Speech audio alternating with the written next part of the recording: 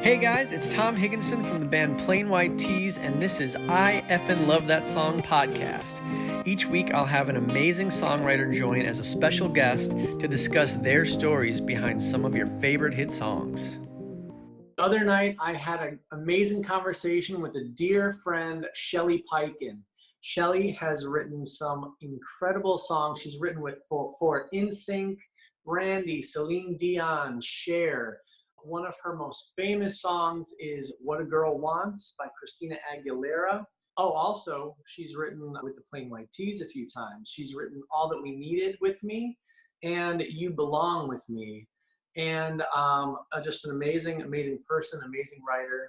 But we had a talk about her song, B-tch by Meredith Brooks. I fucking love that song.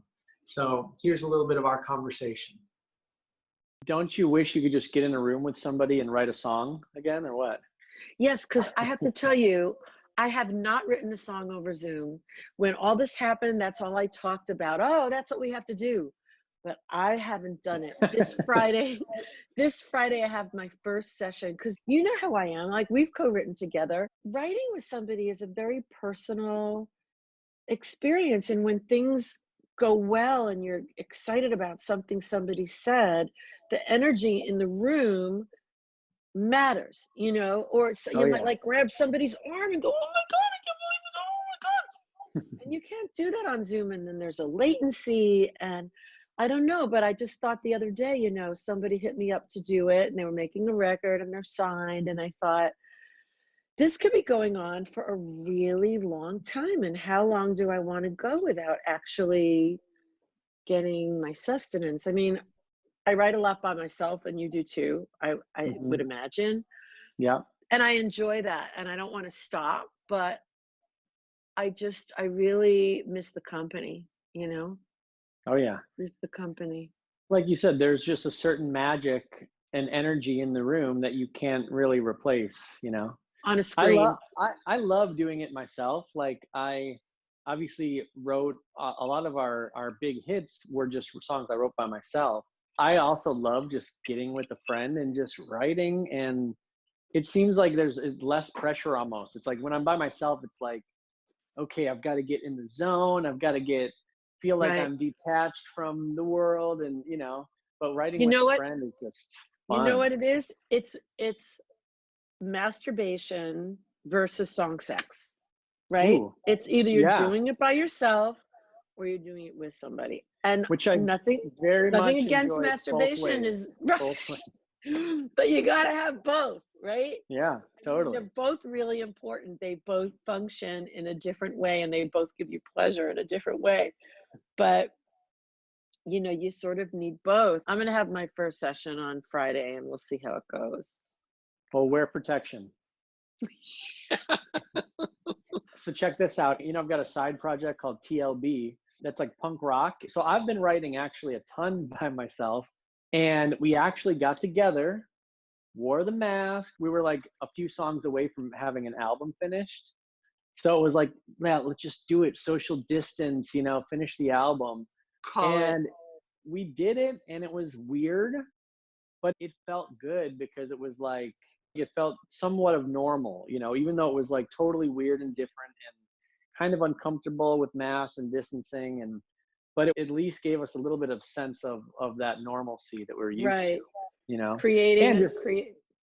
being productive and creating again. Yeah. But my point is that we did gang vocals wearing masks. So we did these masked punk rock gang vocals, and they actually sounded pretty good. So did you take pictures? You know? Did you take pictures of it? Yeah, we did. We had a buddy of ours come and document it. Yeah. Oh my God. It just doesn't get any stranger than this. It's just so crazy. TLB, what does that stand for? Okay, so interestingly enough, you know, we're going to talk about your song B-tch, right? But so the band started out of a friend of mine. He was in another band that was kind of like a successful punk rock band in Chicago, and his girlfriend was in the band. They were like the two singers. They would like share the mic, pass the guitar pick to each other. It was like the coolest thing. And she basically left him for the band's manager. And so he went on this like bender to Florida, wrote all these like punk rock breakup songs, and kind of asked me, he's like, dude, would you do some of these songs with me?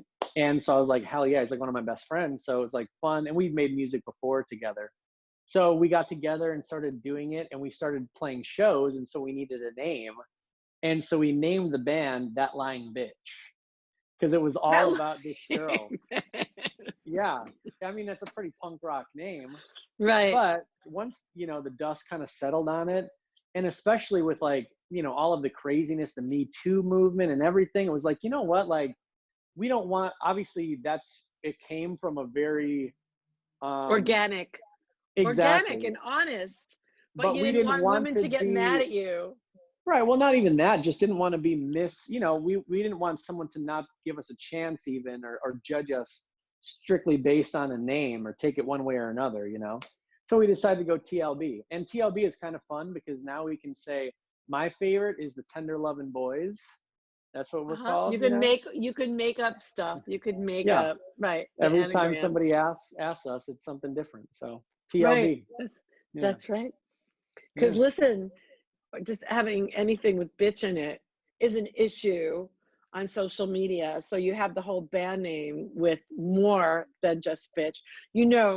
When you try to promote anything on, let's say, Facebook, and I don't even know if you use Facebook anymore, because a lot of people don't, but they won't feed a post with the word bitch in it. It's considered profanity. In fact, I'm releasing an album of my own now, Tom. I re-recorded my handful of hits. There's only been about 5, and bitch is one of them. Oh, cool. And we're like, how are we going to promote this? Because Facebook won't. We made it B*TCH. Nice. So I said, I don't know if 1 asterisk is enough. We might want to do B and then 4 stars. Because the more stars we have, the more they'll put it out there, because it's just impossible. So when we changed the name to TLB, we changed all of the social media handles to TLB Kicks Ass, we thought would be totally cool, but now it's the same thing there. Because we're like, we try to do some Instagram ads and Facebook ads, and it was like, no, you have ass in your thing. It's like, we won't do it. So, and you think of all the things that are on Facebook that are unhealthy or explicit, politically, and you can't say ass. It's just crazy. Stupid. Yeah. Yeah. I love your blogs. I love getting those. And I feel like I get to kind of keep up with you and get a little bit of your psyche, every once in a while. So that's very nice. So keep doing that. Thank you. It's cathartic. It's really cathartic for me to do that. It's just every week, 600 words of here's how I'm feeling. And, lately sometimes I veer out of the music space. Sure. It's nice when people give me that liberty. But it is really cathartic. It's almost like writing a 3-minute song. When you're done with something and you feel like you really expressed yourself and told the truth, it's this really good feeling, like when you finish writing a song. Yeah, I'll bet. My dream is to like write a story, like a movie or a play or something. It's like, I know I'd be good at doing that. I just can't force myself to sit down and do it. You must have you wrote the book, which was a big deal for you. Yeah, well, the book started out like, it started out like a journal. I was just like writing stuff, and it started taking on a shape of, wow, this could be sort of like a journey of where my life has been at for the last 20 years. And then somebody wanted to publish it. So you know what? It wasn't work, because I was just telling the truth. Totally. And I think I started writing all that stuff when I started feeling the change in the industry go from analog to digital, and we weren't getting paid, and technology made it possible for so many more people to be songwriters, because you didn't really have to be a musician to be a songwriter. If you could program, if you could write bits and pieces of words. So, when I was coming up in New York, there were 20 people that labels called when they wanted a lyricist, and now there's like tens of thousands. It's like every year there's just like a new slew of people, and I was like, what's going on? And I just started writing in it, like writing my feelings down like it was a journal or something, and it just came together so It wasn't like I thought, okay, I'm going to write a story about this. It was just the truth, Tom, you know? And Well, it that was comes sort of like through for sure. It's fun to yeah, and read it it was, because you feel like you're getting an insight, you know? yeah, it was really, you know, I was in a real funk. It was a sad time. And I think I took those lemons and made lemonade with that book. I mean, one of the highlights for me was like writing with you was so much fun. Oh, thank You you. know, Thank just you. like came Scott, together that day. It was song sex, you know, I call it song yeah, sex. for It was sure. just, you know, you get together with somebody, you see how it feels, you see what happens. You never know at the beginning of the session what's going to happen. And Do you do you remember, and this is still every time I hear the song All That We Needed, you know, that we wrote, I still remember you being pretty adamant about if you could bossy, come clean, bossy, no. If you could come clean about anything, anything. and I insisted on everything. And I We just had, feel like it was a difference of like, I think that sounded better. And you were like, no, but the point is like, if anything. And I felt so bad when we actually were in the studio recording it. I'm like, oh, Shelly's going to be pissed. no, she won't. No, she Uh, wouldn't. What did you finally sing? Did you sing it anything? was, no, no, it was everything. I went against your wishes. I like the idea of the sentiment of anything, but I just feel like Right. everything was like, They're because there was both just so really, much he's got to come clean about. It's like, right, no, not just one thing. You got right. to spill it Well, all. well, if I could fight for that again, it would be like they're both really good lines and good words. They're slightly different meanings, and they're both really good. If you could come clean about any one thing, just one thing, come clean Oh, I about know. I love the versus I love just the come clean about desperation. everything that happened. Right, They both were, the yeah, desperation of anything is beautiful. I love that. You know, like just give me anything to grasp anything. Just onto give me here. one thing. Yep. But it's all Shit. good. You were It's right. all good. You were right. I There's finally no realized it. there's no right or wrong, you know. There's no right or wrong. Something that I heard in B-tch that stuck out to me was you say be a stronger man. And I always expected it to say be a better man. Do you know the line I'm talking Uh, about? yeah. So take me as I am. This might mean you'll have to be a stronger man. Yes. If you take me as I am, you better get stronger because I'm a challenge. I feel like that's a line like just you just hear the word the phrase a better I'll be a better man so often that it seems like would be more of a go-to. And I just kind of was wondering, was it started as better man? And you're like, no, this stronger is the right word there. Or was it originally written as stronger? No, it was Do never you better. It remember? was always stronger. Who did Better Wow. Man? What I mean, group? It Pearl was Jam what did Better yeah. Man. Yeah, Yeah. Better Man is so Pearl Jam. Well, I don't know. It just seems like, be a better man. You make me want to be a better man, like it's just Yeah. like a, Well, that so had already been done though. totally. Well, that's Was an it? I don't know if instance. it was done by then. I think it was, yeah, but that's an instance of a Shelly Peiken like lyric that is just slightly above what you would expect. It might be, I'm trying to think, usually I can remember who came up with what lines. It might have been Meredith. We were in the room, we were batting it back and forth. It was line, line, line, line. Take me as I am. This may mean you'll have to be a stronger man. I'm not sure who came up with that, but I mean, we were both there 100%. And whoever said it, we were both there with that. Because better to me is subjective. Like what does better mean? I think if you're dealing with a woman or a partner who is challenging, then you have to be stronger, right? Because you might choose to leave, and that doesn't mean you're not as good as you might have been. It's a decision. So, better to me would not have worked. I agree. And that's what I mean. I think just listening, I'm like, oh, you just, you hear it's just a phrase you expect more. But I thought that you went the extra mile to make Just it, stronger, man. Yeah, yeah. I don't think you want to go to the expected word. Like when I'm listening to a song and I think they're going to say something and they just change the phrase by one word, I'm like, thank you. Yeah. Not even because I liked it better, but because they gave me something I didn't expect. That is fresh. Do you love the movie La La Land as much as I do? I loved La La Land.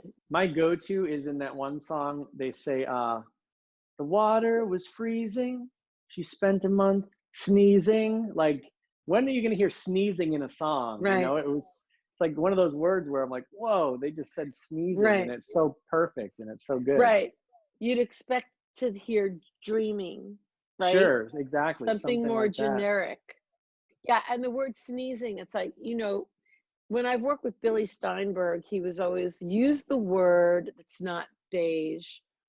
Use the word that it's either going to really suck, like somebody else could have used sneezing in a song and it could have died a horrible death. But if you Totally. can use a word like that and it works because it's just so good, then you get extra credit, Totally. because Absolutely. it's so unique and it's the truth and it works in context. It's powerful in context. Kind of like the word bitch, using that Well, as a title of a song, that could go very yeah, wrong. and it almost did, Oh, when we wrote that. Well, when we wrote that, we said, who's going to play this? ah, Who's going to play this song? The Stones had done it. Elton John had done it. Men, but no woman had ever sang a song that included the word bitch and had it be about herself. hmm And all the radio stations, they kind of dug it, but they were trying to figure out how to it away, just like how to get it out. But then, K-Rock played it one day and then everybody played it. And I don't know how they got away with it or if they caught any grief, but I don't know. You just have to write what you feel. You really do. You can't be thinking about what's going to happen after you write it or put it out there. You really just have to, I think, live a life that's authentic hmm and let go. I think there's so much calculation out there and so much, oh, I'm writing for somebody. What's the high note? What's the low note? What's the aesthetic? What is the vowel they like to sing at the end of, I don't know, man. Just tell the truth. The Totally. truth resonates. The truth really resonates. And that song that day was a song that I think, Meredith Brooks and I, we really had that idea in common. We both felt like bitches. We both felt like that complicated woman with so many different faces. And it was a common thread and it worked. Yeah. I remember hearing that song for the first time. For me, I was like, I Two? don't know what. Were you two? No, I wish I was two. No, probably more like 17 or something. I just remember like, wow, they're saying bitch on the radio. Like immediately your ears perk up to that, right? But then just hearing it, and it wasn't a gimmicky, like No, novel. It wasn't a novelty. It was like a right. very, just well crafted, well, lyric song. I just remember as a, 17-year-old that is all about searching for authenticity and being real, right? That song to me, I was like, damn, this is a cool song. Like I Yeah. immediately loved it instantly. Thank you. Yeah. Thank you. And, my version after all these years, I hope I do it justice. I did like a whole different kind of haunting thing. Oh, It's cool. really, I just, I've written like 2,000 songs in my lifetime. There are 5 songs that changed my life in a big way. And 2 of those 5 that really are the gifts that still keep giving. They still, Bitch was in Little Fires Everywhere last season. My phone was like off the hook. Oh, wow. Like, oh Cool. my God, yeah, how did they use that in this? It was so great. I'm like, awesome. Just get synced and synced that and What a Girl Wants. Just synced and synced and synced over and over again. And I just thought I need to finally make this record at this second half of my century in my life. And I just need to do this. And I'm gonna recut it, because it's like my baby. That Yeah. song is, but I have to tell you, You might have felt about B-tch the way I felt about Delilah. I'll never forget this. I was with my husband, we were driving home, and we pulled into the driveway and the radio was on, and right before he turned off the engine, Delilah came on. And I said, honey, honey, honey, honey, honey, don't turn off the car. He said, what? I said, what's that song? And I know that voice. What's that song? And I know that voice, and that is Tom. I said, okay, you know, Tom who? I'm like, Tom, my friend Tom, you know, all that we needed from Plain White T's. Like, that's him. And what an amazing song. What an amazing song. And then it like blew up, right? And I wrote my book, Confessions of a Serial Songwriter, where I dedicate a chapter to going to see you play at, it was a Bob Cavallo thing.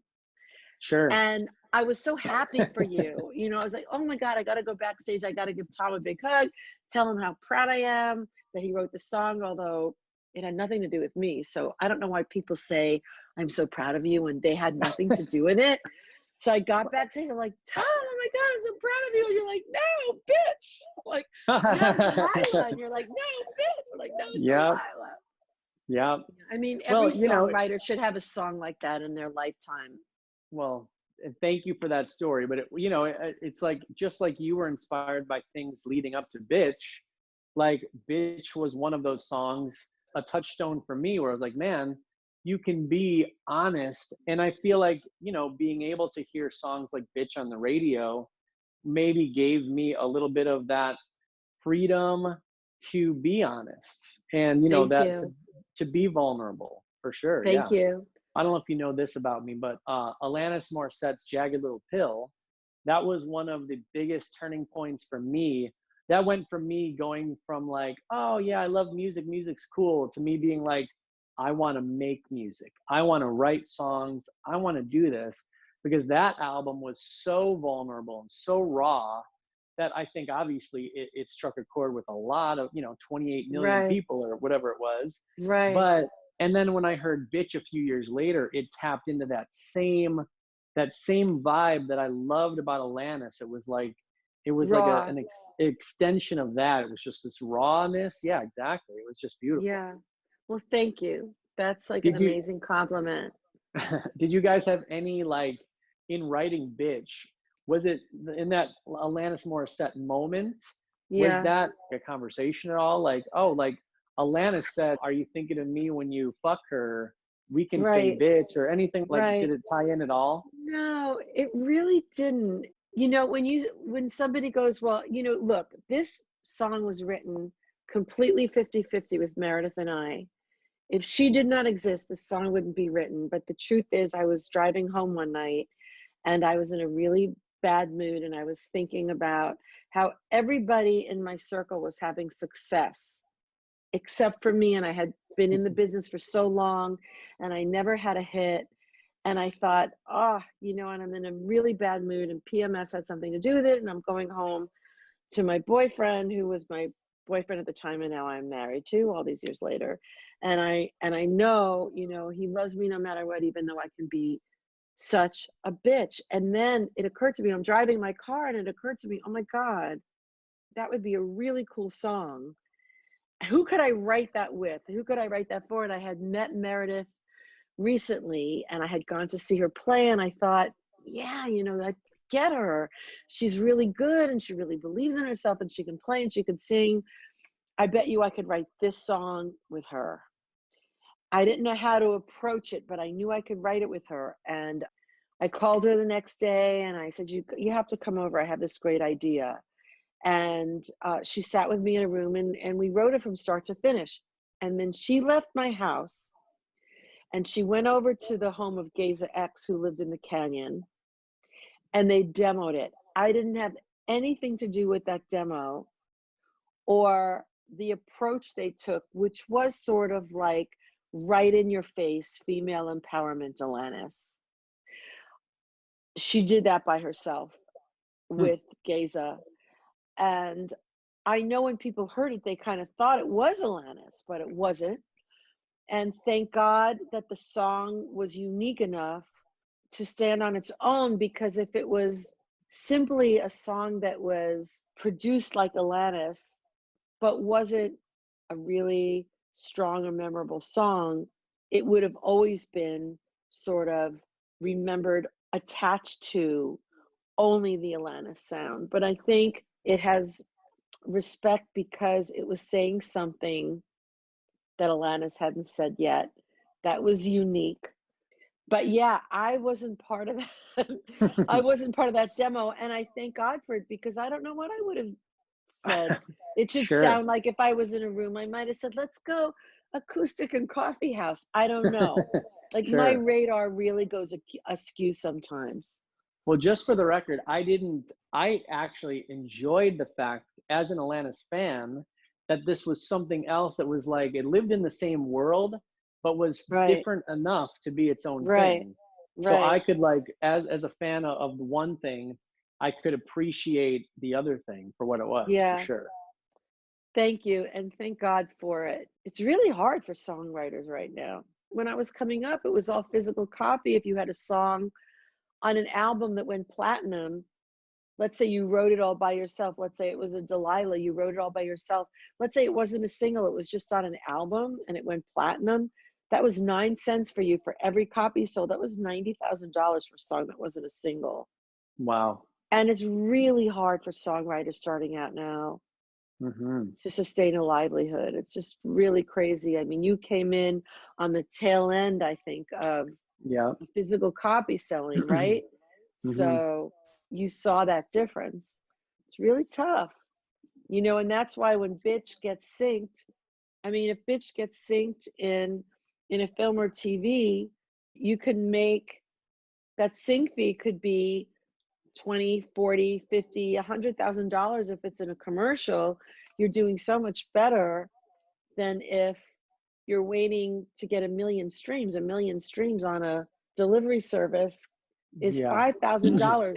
It's $5,000 for a million streams, but that's divided between the master, which will get Mm-hmm. 4,800 of the 5,000, Oh, and about wow. $200 for the songwriter and the publisher. So you want Damn. to own your master now. So it's really different, when if you wrote a B-tch at a time when people could buy it on a physical copy, it was a whole different world. Yeah. Well, hey, good for you that it was, right? Yeah. That's awesome. I'm involved with this group, this organization, SONA, Songwriters Hmm. of North America, and we do a lot of fighting to get the streaming rate up. And Yeah. it's not easy, but little by little. Well, Yeah. thank you for that. Thank you. Yeah, my pleasure. I know last year there was a big win.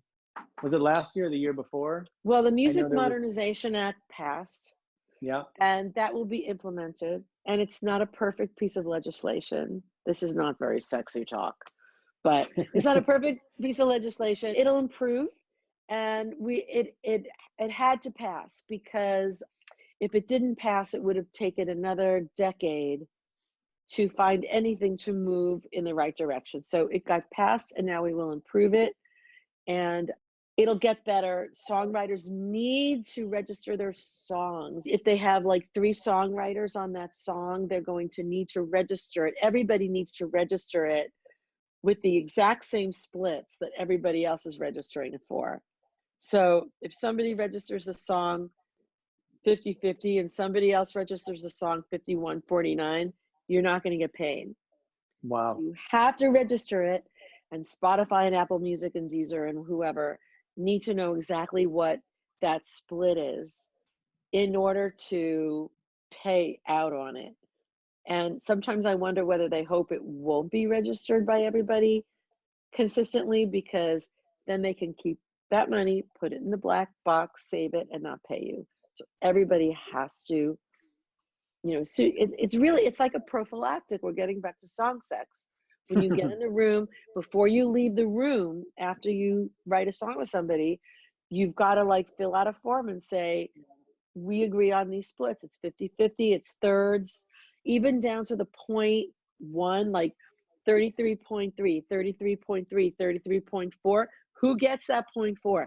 Everybody has to agree, and that's how the song has to be registered. If I've got a bunch of songs written that are 33.3 for everybody, no one's getting No, paid for those? Well, somebody's got to get the 33.4 if there's three people and you want it to add up to 100.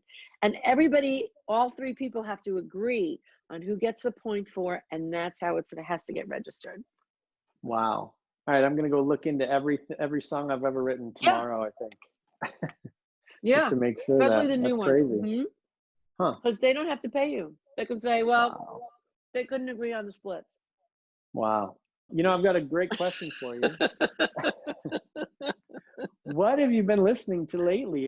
I've been loving Alicia Keys' Underdog, I think is an amazing song. Ooh, Have okay. you I heard don't think that? I know that. I don't think Okay, so. listen to Underdog. It's amazing. And here's one that actually I think you would love. It's called Hey Girl by Boy Pablo. I Huh. think you would love that song. I'm going to text it to you after this talk. I think you'd love it. Cool. Anything on that new Strokes album? Yes. Amazing. So good. I love All the Stars, the Kendrick Lamar SZA song. I love anything Alton's. I've been listening to Alton's radio on Spotify or Apple when I'm in my yard. That's my vibe, my jam. Alton's radio, anything they play is amazing. And here's another song that literally blew me away. I was on hold with an airlines recently, and they were playing music Hmm. while I was holding. And they played this song that was just like, Tom, you've got to hear this song. I Hit me. effing love this song. It's Katie Malua, and it's called The Closest Thing to Crazy. Whoa. I was obsessed with it. I listened to it on repeat for like the whole weekend. I floated in my pool. I was listening to the nuance. Where did they go there? Where would I have gone? I didn't go there. I love how they went there. What did they do? And the concept, amazing. Like, loving you is so unrealistic. It's the closest thing to crazy that I've ever been. Amazing. Yeah, the title alone is like I'm in. So unreal. Stay High, Brittany Howard, and Loving Easily by Bruno Major. You Hmm. know Bruno Major? No, I don't know any of those except for basically the Strokes. So, Okay. so I got to do some homework, I guess. Well, what do you listen to? I've been playing basically only vinyl this whole quarantine. So it's Seriously? all a bunch of On a old turntable? albums. Oh yeah, yeah, a bunch of albums that I've just luckily touring over the years, you go into a record shop and you just buy random shit. So I have this like little collection of vinyl over the years. And when the Strokes announced their album, I bought it. I pre-ordered it on vinyl, and so a lot of the stuff I've just been listening to has been kind of old stuff, just in my vinyl collection, which is kind of awesome. Wow. And it's definitely cool with my son, showing a little bit of like, okay, not like this is how we used to do it, but like, making you work a little bit for your music, holding the big artwork and putting down the Yeah. needle. There's something to that, that I really enjoy as a music lover, just really But we're enjoy. invested. We're Hmm. invested when we do that. And there are You can't scars you on can't album skip covers like, around. yeah. And there's where I spilled the wine on that album cover. There's where the cigarette burn is. It's a journey. You don't skip around. You hear everything in order. Yeah, and just looking at the cover, it's like, okay, one thing to just see a thumbnail on Spotify, but to hold it and to look at it, I mean, especially like I said, a lot of my stuff is just a little bit older. They were meant to be this artistic statement. They knew it was going to be this big, so they had to make something, cool and impactful. Right. So yeah. You know, I'm making my record now, and I'm working with this girl who's fantastic, my friend Kristen Jewell, and she's fantastic, and I'm learning so much from her. But when we do artwork for the singles, she shows me, she'll go on Spotify and she'll say, or Apple Music, and she'll say, look at how all these single covers live together. Like they Hmm. should sort of all relate in some way, artistically or color wise or something. And I get it, because when you go on and you look at somebody's body of work, everything kind of marries, it goes together. But I think about it, and I know that this has to do with where I'm at and my generation, but I have to like wear my glasses to even see it. You know, it's this big. Why Yeah, does it matter? Why does it matter? Why does the artwork even matter? It's this totally. big. Yeah. So I get you. I get you, my friend. And you're young, and yet you're an old soul when it comes to this. And I've always loved you for that. It's so easy to go on to Spotify and Apple or whatever you're on and just, oh, I feel like hearing this. And then you call it up and it's there. It's on my Sonos all Oh, over my house. It's in my yard. it's, It's fantastic as far as oh yeah, delivery and ease. It's fantastic. But I don't know, there is something missing from the tactile, from the investment. You know, when we write something down, it's been proven scientifically we are more invested in that and we will remember it better than when we dictate it. totally. If I Yeah, have to do a lyric, I always write it. And I don't even normally need the sheet of paper once I've written it, because just writing it locks it in. right. You're more invested, you spend more time, you've worked harder. So I guess it's a bummer if you buy vinyl and you have a physical copy and you've spent $15 or whatever it used to cost. And then it sucks. And it sucks. It's a Yeah, of course. drag. So I get why people were like, I don't want to buy albums anymore. I just want to buy singles. I get that. Hmm. But let's hold the bar up and make fucking good records and don't write with shitty songwriters. And if you can't write on your own, write with somebody else, you know, and don't charge $15.99. Right. Well, that's a Charge, nice you thing know, about, I'm not dogging Spotify. I think it's great. I love it. I use it all the time. It's amazing to be on the go, you know, on a plane and listening to music in the car, right. on a walk or a jog. And like you said, oh, some new music comes out, you don't have to pay $15 to see if it's good or not, you You don't know. have to pay anything. But if it is an album that I love, then I don't have an issue at all buying it, buying the vinyl, you know, or buying the concert ticket or whatever it is. Like Oh, yeah. when things are too easy, like with Spotify, it's like it's very easy to not give a shit too. You know, it's like even if something is great, like, oh well, I didn't have to do Right. anything for that. Right. So yeah, it's cool, whatever. It's I'm not attached at recyclable. all. It's Yeah, recyclable. That's why we can't remember any band names because there's so many and you just listen to 100 all in one day, you know. But totally. abandoned luncheonette on vinyl, Hall and Oates. It's like I remember every song, every word.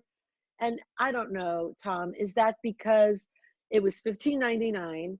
I was a kid. I couldn't afford a lot of albums because they were all that much. If you got an album and you didn't like it, you couldn't return it. So Right. you fucking played it, you know, but I'm sorry. That whole album is amazing. Every single song was amazing. And it's still a Desert Island album. I just think people should be making journeys. They should be making journeys. It's not just that every song needs to be great, every track needs to be great. It should be a journey. It should be a piece, a slice of the life that they're living that year, you know, like Arcade Fire does, like Broken Social Scene. And you feel like, God, you know, it's part of life. It's not just a great track or a great song. It's about an experience. It's about joining somebody's experience in their life. Yeah, some artists you love not for their songs, but just for them, their art. There are artists who are doing that. I don't want to be negative. There are artists that are doing that. And I know that not every album has to be like, oh, this is the story of my last year, this is the story of my breakup. But some kind of the moment, of the year, of the era Hmm. statement. If you're not creating with any kind of purpose, then what's the point? You know, if there's not any intention, Right. then you're just Commerce. Then it's just commerce. Then right. it's fast food. I want the slow cook, you know, then it's just Fast food is pretty damn fast good once in food. a while. Once in a while, fast food, you Yes, know. because one of those songs on my list of like, oh my God, I can't effing believe this song was Boom Clap. I was There you go. obsessed with that song, Boom Clap. I just thought, this is the best pop Yeah, candy. because I that could stuff, not get enough of it, and I wish I wrote it. yeah, that stuff is great. It is undeniable. which is why there's so many songwriters now, because it's like everybody wants to try to do that, but then you miss the genuine moments and the authenticity sometimes. Well, a You know, nice balance. A right? nice balance. You know, when I go running, I appreciate different music than when I'm floating in a pool or when I'm Exactly. cooking, you know? Yep. It's a whole different experience. I have to say one of the songs that really rocked my world was I was cooking a couple of years ago. It was Sunday night. I was listening to KCRW, which is local to Los Angeles, and they play like eclectic stuff. It's NPR radio. And I like dropped my spoon in the sauce because I heard this song by a guy named Hamish Anderson. It was called You. Okay. And it was always about, you know, I can't shake you, I can't shake you. And now I know him because I followed him and I stalked him. And now we're friends, and he played on my record because he's a really great guitar Oh, player. But to wow. this day, I say to him, you should have named that song Shake You. I can't shake you. We have this fight about everything and anything. Like, Yeah, you yeah. should have called it Shake You. But that song, it got into my bones. It made me go back to a love of my life that I never got over. I can't shake you. It just really, it was so honest, you know, it really reached me. I felt like, you know, songs need to be universal concepts, but coming at you in a unique way. And that song really like freaked me out. And I found Wow. him, you know, he was playing at Hotel Cafe, and I'm like, I'm meeting him, I'm gonna tell him about that song. Songs change your life, Tom, Oh, yeah. right? Have you heard Alec Benjamin yet? You No, know him? writing it down. He's starting to blow up. And I saw same kind of thing. I found him on Spotify. I had listened to some record, and you know how sometimes they'll go and play random things that are kind of like what you just listened to. Right, right. And so I heard one of his songs, a song called Death of a Hero. Listen to that song. Okay, Holy shit. writing it down. That was one of those where I was like stopped, like whatever I was doing was like stopped Yeah, and like, whoa, like listen right, to this song. So damn good. And it was kind of right before he started blowing up. So I DM'd him right away. I found him on Instagram, DM'd him, and he was like, "Oh my God, no way!" And I hung out with him when he came to Chicago, and we're like friends, just because I happened to hear a song, like you said, kind of before anybody right. else, the rest of the world kind of did, you know? Because I was saying songs change lives. Oh yeah, You can hear something, and it can really just shift your whole orientation in the universe. And I just fucking love it. You know, I've always been a song junkie. I always will be a song junkie. I love that you're doing the show because it matters, and songs are like the most funnest thing to talk about.